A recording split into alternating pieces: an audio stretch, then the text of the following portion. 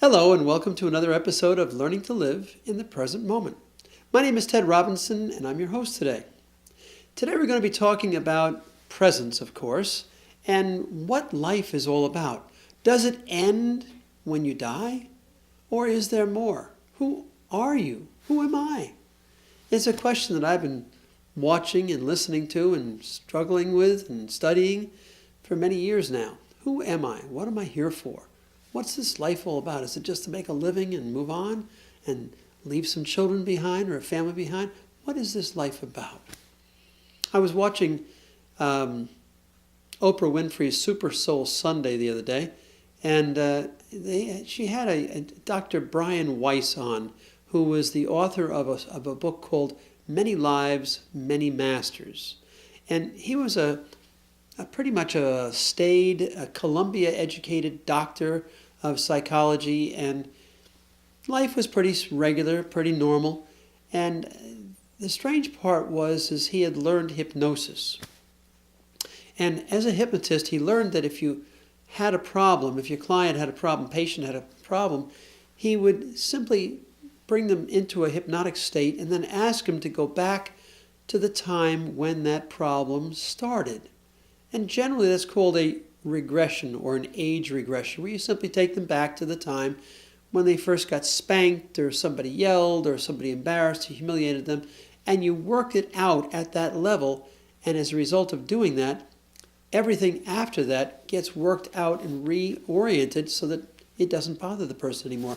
And the problem they originally had no longer exists because they have a completely different understanding of it. That's called an age regression in hypnosis. But what this doctor did was he actually had a woman, a client, come in. She had terrible headaches, she had malaise, she was sort of depressed, she said, whatever that means in their jargon. And no matter what kind of talk therapy he did with her, it just didn't have any real effect. So he decided to hypnotize her and take her back to the time when this all started. He said, 1, 2, 3, you're there. And she was there. And he said, well, are you inside, outside? Is it day or night? Are you alone or with somebody? And all these answers kept coming back. And she was having a breathing problem in present time. And she would choke on water and things when she'd drink. And it took her back, this 1, 2, 3 back, to the originating problem, or the origination of this problem. It took her back to 1400 BC, before Christ. And she was caught up in some sort of a tidal wave and was drowning. Well, he just couldn't believe it because it was just too bizarre. He'd never had anybody do that before. Even though he knew of it, he had never experienced it before. And so he asked her what the problem was. She was drowning in the past life. He related that to the present choking problems and thought that her problems would be gone. But it wasn't so. So he repeated the process the next week when she came in, and she went back to a different time, and something else occurred. But eventually, on the third or fourth time, she started getting better, but then she said something very personal to him. She mentioned the death of his son that nobody else knew about. It couldn't be discovered individually because the child had died after only a few days, 20-some days of life from a congenital defect of the heart, and she knew that. She also knew that his father had died and had problems. And she was saying these things while she was in this hypnotic state. And so he was very concerned at that point. He didn't know what to think of it. Ultimately, as time went on, and the reason for the name of the book called Many Lives, Many Masters, was she said, somebody wants to talk to you. I'm here to tell you that they want to speak to you. Who are they? The masters. And the masters then, through her voice, had things to tell the doctor. He was stunned. He couldn't believe it. But it changed his whole life, and it became his life's work to do past life regressions with people and help them change their present-day lives as a result. Because the things that had happened in past lives were affecting them in this life. So, how does all this have anything to do with being present? Well, I'll tell you all about that when we come back. And it's quite important to you because when you realize what I'm about to say, you may have a completely different take on your life. And that's what this show is all about. Learning to become present and living in the present moment, and learning what you are, who you are, what you are doing here at this point in time. Be right back. Don't go away.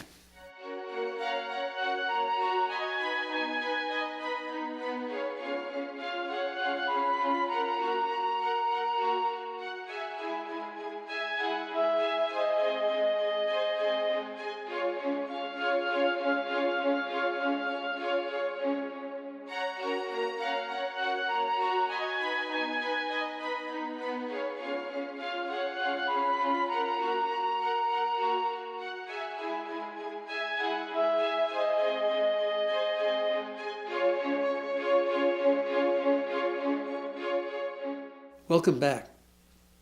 So, what are you doing here? And why does this relate to these masters, or to past lives? Well, remember what I've said in other shows is, you are not this body. You are a soul. And you inhabit this body. You might even surround this body for all I know. I don't know how big your soul is. It could be very small, it could be very huge. I don't know. But whatever it is, it's you are a soul. That I'm certain of. And you are in this body. But here's the important thing to remember. When you die, the moment you die is the moment you will realize how alive you are. That's right, how alive you are. I read that in Neil Donald Walsh's book, Conversation with God 1. He did 3 books on it.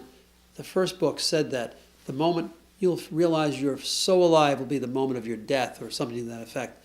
And I questioned that at the time. I said, what does that mean? You're dying. And it's taken me years to finally figure out, oh, you mean my body is dying, but I am now free of my body. Ah, you mean I am alive? I don't have to be caught up in the density of this body any longer? Ha-ha. Now that might be interesting. Do you mean the moment I die, I go back to spirit and am one with God? Oh, what a thought. But wait a minute. I thought if God is everywhere all the time, God is always part of me. And that's true. Isn't that partly true for my soul? It's absolutely true for my soul. My soul is part of God, but so am I. So is my body. Every part of me is part of God. But when I die, when the body of me, when my body dies, my soul will be released from the density of this lifetime. But here's the important reason that I brought up the book before. The lessons that I learn in this lifetime are taken with my soul to spirit, back to God.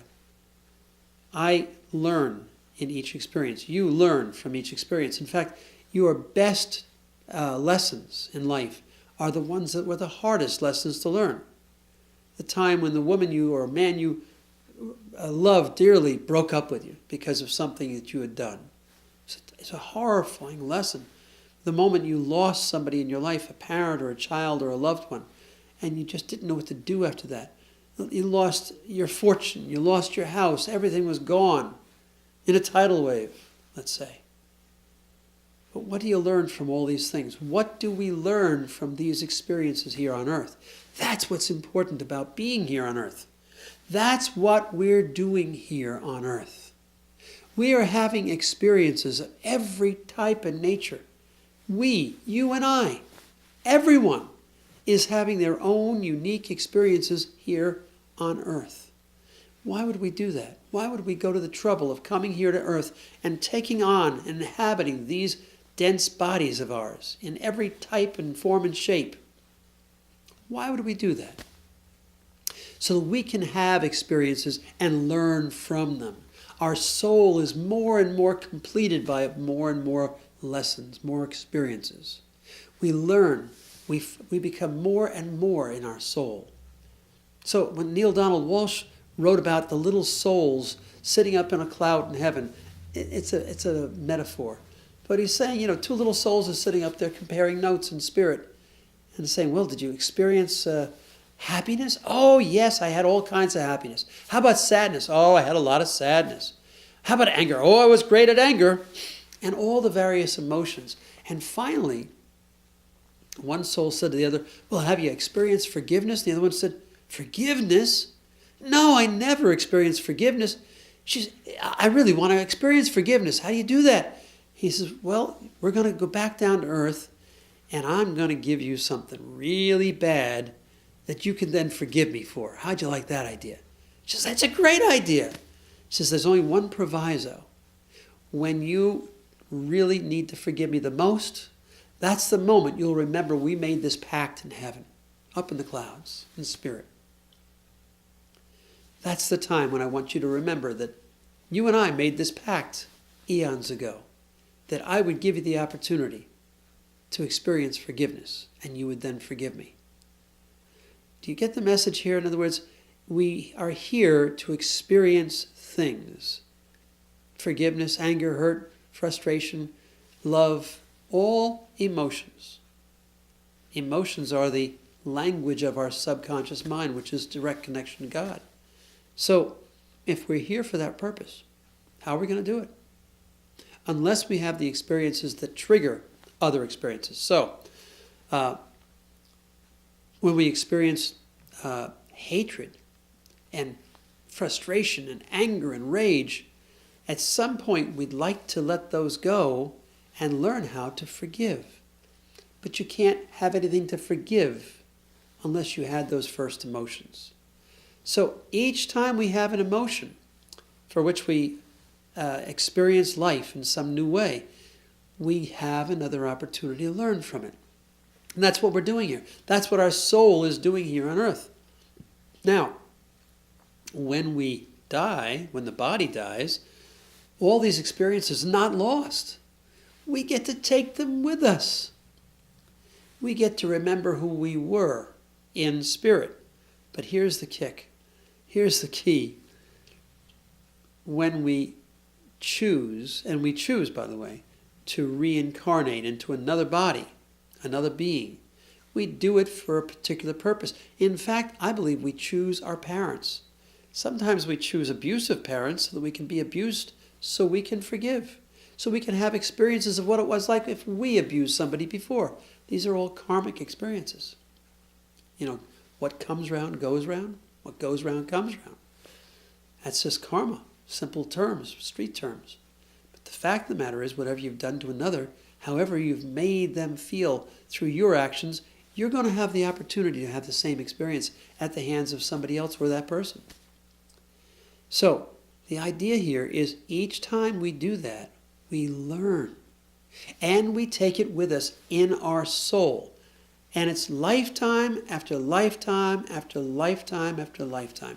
It may be thousands of lifetimes if you're a slow learner like I am. Who knows? But the idea here is to remember who you are. Now again, when we come into this life, we do remember who we are. Young children often know who they are better than anybody. But adults think they don't. Adults make them live the dream of, quote, reality, unquote. Now, don't fantasize anymore. Don't play anymore. You have to grow up, Johnny. Become a man. Forget all those fantasies. But all those fantasies may very well be real. Not real fantasies, but real experiences that have been brought into this lifetime from a prior lifetime.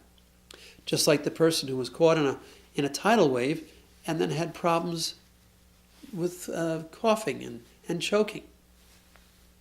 I've had people that I've seen go into a chiropractic office, and they were lying on a table nearby me. They were complaining of a sore neck, and no matter what the chiropractor did, it wouldn't help.